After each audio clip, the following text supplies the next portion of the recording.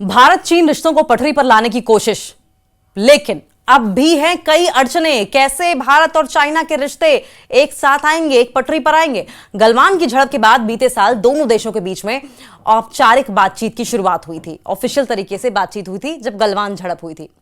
Border पर कई सालों के तनाव के बाद भारत चाइना अपने रिलेशंस को फिर से पटरी पर लाने की डायरेक्शन में दिखाई दे रहे हैं, लेकिन चैलेंजेस बरकरार हैं। चैलेंजेस बहुत सारे हैं। जून में भारत के राष्ट्रीय सुरक्षा सलाहकार अजीत डोभाल यानी कि national security adviser NSA Ajit Doval और डिफेंस मिनिस्टर राजनाथ सिंह भी शंघाई सहयोग यानी कि एससीओ की मीटिंग के दौरान चीन की अलग अलग यात्रा कर चुके थे। इस यात्रा को बायलैटरल रिलेशंस और बायलैटरल टॉक्स के बीच में जमी बर्फ के पिघलने के रूप में देखा जा रहा था। ऐसा लग रहा था कि इतने दिनों से जो दोनों के बीच में तनाव चल रहा है वो आइस ब्रेकिंग का काम ये जो यात्राएं हैं एनएसए की और डिफेंस मिनिस्टर की, ये करेंगी, आइस ब्रेक होगी दोनों के रिलेशंस में। लेकिन एससीओ 10 सदस्य देशों का एक संगठन है जिसमें भारत के साथ चाइना, पाकिस्तान, रशिया, ईरान भी शामिल है।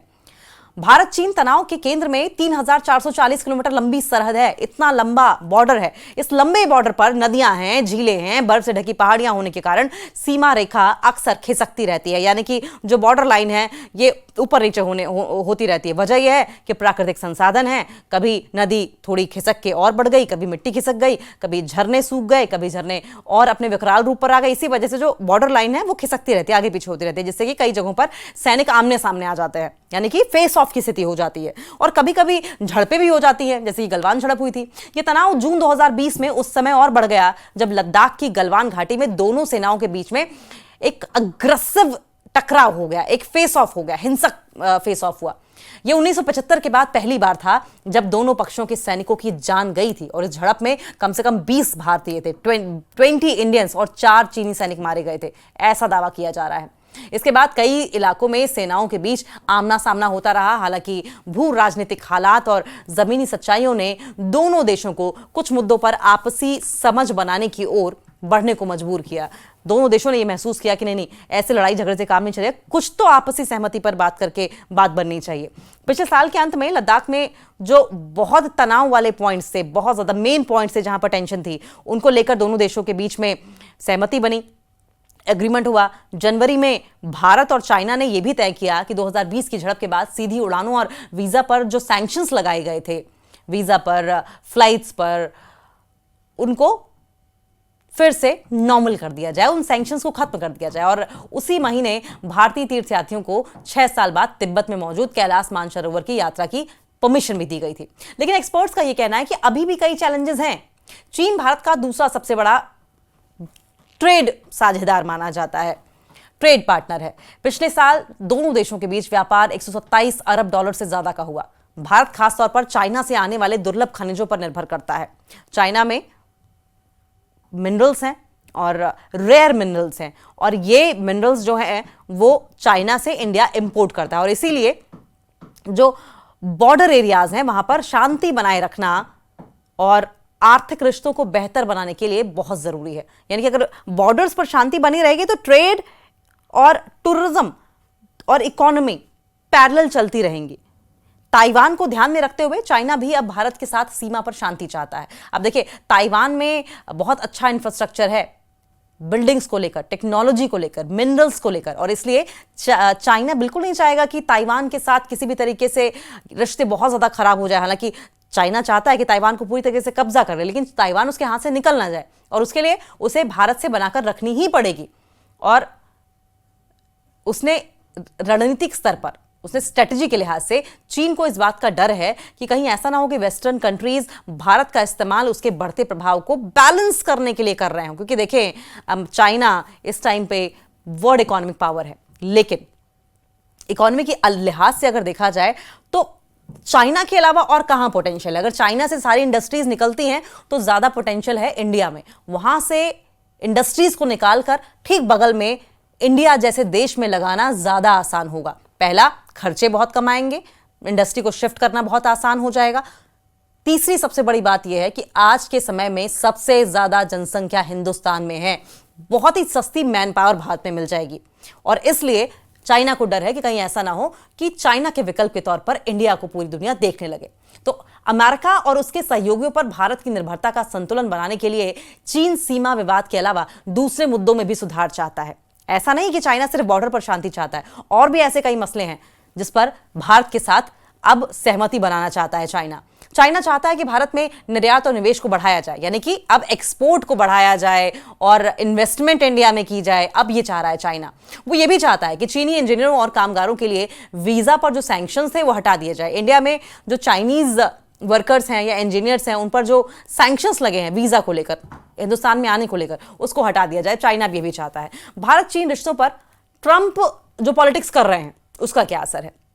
देखिए, एक्सपर्ट्स का ये कहना है कि तेजी से बदलती वैश्विक राजनीति ने भारत को चीन से बातचीत करने के लिए मजबूर कर दिया है, और इसमें डोनाल्ड ट्रंप का दूसरी बार राष्ट्रपति बनना एक बड़ा फैक्टर माना जा रहा है।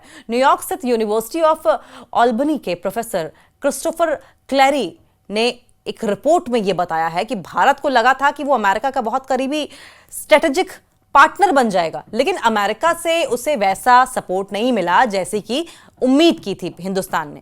हाल ही में मई में पाकिस्तान के साथ जिस तरीके से सीमा पर तनाव बढ़ा था, बॉर्डर पर तनाव बढ़ा था, और तनाव के दौरान भारत ने चाइना और पाकिस्तान के बीच जो सैन्य सहयोग बढ़ रहा था, मिलिट्री कॉपरेशन बढ़ रहा था, हिंदुस्तान ने वो भी देखा कि कैसे पाकिस्तान और चाइना के बीच में मिलिट्री कॉपरेशन बढ़ा। पाकिस्तान ने इस 4 दिन के संघर्ष में चीन में बने लड़ाकू विमान, fighter plane pilot, fighter planes, air defence systems और एयर टू एयर मिसाइलों का इस्तेमाल किया। और इस टेंशन के बाद, इस संघर्ष के बाद ट्रंप ने बार बार इस बात का दावा किया कि उन्होंने दोनों पक्षों के बीच में सीज फायर के लिए मीडिएशन की है। यह भारत के लिए एक बहुत बड़ा झटका था, बहुत बड़ा सेटबैक था। यह भारत के लिए एक बड़ा जोल्ट था, क्योंकि भारत यह कहता है कि उसने पाकिस्तानी अधिकारियों से सीधे बात की थी। भारत किसी भी तीसरे पक्ष की, किसी भी थर्ड पार्टी की मीडिएशन से साफ इनकार करता है। कुछ हफ्तों बाद ट्रंप ने पाकिस्तानी सेना प्रमुख आसिम मुनीर को व्हाइट हाउस में लंच पर भी बुलाया था, जिससे भारत और ज्यादा नाराज हुआ। उसी समय से अमेरिका और भारत एक व्यापारिक समझौते पर पहुंचने के लिए बातचीत में जुटे हुए हैं। ट्रंप पहले ही इस बात की वार्निंग दे चुके हैं कि अगर 1 अगस्त तक समझौता नहीं हुआ तो वो भारत समेत कई देशों पर जवाबी, यानी कि रेसिप्रोकल टैरिफ लगाएंगे। देखिए, एक्सपर्ट क्लैरी ये भी कहते हैं कि राष्ट्रपति ट्रंप के भारत पाकिस्तान मीडिएशन और व्यापारिक बातचीत पर दिए बयानों को देखते हुए भारत में यह सोच बन रही है कि अब चीन जैसे देशों से बात करने का समय आ गया है। लेकिन अब सवाल यह है कि भारत का किस हद तक साथ देगा अमेरिका? जो स्ट्रेटेजिक एक्सपर्ट हैं उनका यह कहना है कि अमेरिका भारत को आक्रामक होते जा रहे चाइना के खिलाफ एक मजबूत दीवार की तरह देखता है, यानी कि चाइना के खिलाफ इंडिया को अमेरिका इस्तेमाल कर सकता है।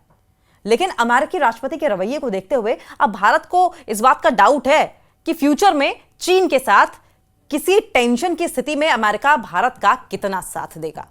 ट्रंप प्रशासन के दूसरे रिजीम में क्वाड, यानी कि क्वाड्रिलेटरल सिक्योरिटी डायलॉग, जिसमें अमेरिका, जापान, ऑस्ट्रेलिया और इंडिया शामिल हैं, पीछे चला गया है। भारत के पूर्व वरिष्ठ राजनयिक फुनचौक स्टोबदान कहते हैं कि हाल के वर्षों में जिस तरीके से चीन ने शंघाई सहयोग संगठन एससीओ और ब्रिक्स जैसी उभरती इकोनॉमीज के समूहों में भी अपना प्रभाव काफी बढ़ा लिया है, इसलिए भारत एक व्यवहारिक फिजिबल रवैया अपना रहा है। वो कहते हैं कि साथ ही भारत डोमेस्टिक रीजंस की वजह से, घरेलू कारणों से, ये नहीं चाहता कि वो चीनी मांगों के सामने झुकता नजर आए। चाइना ने बार बार कोशिश की है इंडिया को प्रेशराइज करने की, लेकिन इंडिया नहीं चाहता कि वो चीनी डिमांड्स के आगे झुके। देखिए, ये केवल अमेरिका तक सीमित नहीं है। भारत ये भी करीब से देख रहा है कि उसका लंबे समय से सहयोगी और बड़ा हथियार आपूर्तिकर्ता रशिया यूक्रेन युद्ध के कारण चाइना की ओर किस तरीके से झुकाव है, किस तरीके से चाइना की ओर झुकता चला जा रहा है। यूक्रेन पर रशिया के हमले के जवाब में लगे पश्चिमी प्रतिबंधों के चलते जो वेस्टर्न सैंक्शंस लगी हुई हैं, रशिया अब एनर्जी एक्सपोर्ट के लिए चीन पर ज्यादा निर्भर हो गया है, चीन पर ज्यादा डिपेंडेंट हो गया है। रशिया को इंपोर्ट और इन्वेस्टमेंट के लिए चाइना पर डिपेंडेंट रहना पड़ रहा है। और यह बात चाइना के साथ किसी भी भविष्य के टकराव की स्थिति में, फ्यूचर टेंशंस की सिचुएशन में भारत को, इंडिया को रूस की भूमिका को लेकर सतर्क कर रहा है। यानी कि रशिया क्या एक्शन लेगा जब इंडिया टेंशन में होगा, तो इसको लेकर डाउट है। अब अरुणाचल प्रदेश को लेकर चीन का क्या दावा है? चीन अपने औद्योगिक ताकत का इस्तेमाल उन देशों पर दबाव बनाने के लिए कर रहा है जो उसके आयात पर निर्भर हैं। सुबदान कहते हैं कि चीन ने हाल ही में भारत के खिलाफ व्यापार को एक हथियार की तरह इस्तेमाल करना शुरू कर दिया है, जैसे कि दुर्लभ अर्थ मैग्नेट्स और खाद, मैन्योर। ये अहम एक्सपोर्ट्स हैं जिनको चाइना रोकना चाहता है। यह स्टेप भारत के मैन्युफैक्चरिंग और कृषि क्षेत्रों को प्रभावित कर सकता है। दुर्लभ अर्थ मैग्नेट्स हैं, खासकर ऑटोमोबाइल, घरेलू उपकरण और स्वास्थ्य ऊर्जा क्षेत्रों के लिए बेहद अहम माने जाते हैं। चीन ने अप्रैल से इसके निर्यात पर पाबंदियां लगाई हैं, जिसके लिए कंपनियों को परमिट लेना अनिवार्य कर दिया गया है। भारत के एक ऑटोमोबाइल उद्योग संगठन ने चेतावनी दी है कि अगर पाबंदियां जल्द नहीं हटाई गई, सैंक्शंस जल्द नहीं हटाए गए, तो उत्पादन बुरी तरीके से प्रभावित हो सकता है। इन चिंताओं के बाद, इन एप्रीहेंशंस के बाद भारत ने कहा कि वो चीन से बातचीत कर रहा है। हालांकि चीन व्यापार बढ़ाने को लेकर बहुत एक्साइटेड है, लेकिन उसने भारत के साथ अपने दूसरे जो रीजनल डिस्प्यूट्स हैं, क्षेत्रीय विवाद हैं, उनमें कोई नरमी नहीं दिखाई है। पिछले कुछ सालों में चीन ने पूरे अरुणाचल प्रदेश पर अपना दावा और मजबूती से जताना शुरू कर दिया है। चाइना अरुणाचल प्रदेश को सदर्न तिब्बत कहता है, यानी कि अरुणाचल प्रदेश को इंडिया का हिस्सा ना मानकर तिब्बत का हिस्सा मानता है और कहता है कि वो अरुणाचल प्रदेश नहीं है, वो तो तिब्बत का साउदर्न हिस्सा है, सदर्न तिब्बत है। भारत का ये कहना है कि अरुणाचल प्रदेश भारत का अभिन्न हिस्सा है और ये भी बताता है कि राज्य के लोग नियमित रूप से चुनाव में वोट देते हैं और अपनी सरकार चुनते हैं और इसलिए किसी समझौते की कोई गुंजाइश नहीं है। शंघाई की फुदान यूनिवर्सिटी में प्रोफेसर शेन डिंगली ने यह कहा कि अगर चीन और भारत संप्रभुता के मुद्दे को नहीं छोड़ेंगे तो वे हमेशा लड़ते रहेंगे। अगर वे सदर्न तिब्बत या फिर अरुणाचल प्रदेश पर कोई समझौता कर लें तो दोनों देशों में हमेशा के लिए शांति हो सकती है, यानी कि मसला अरुणाचल प्रदेश है।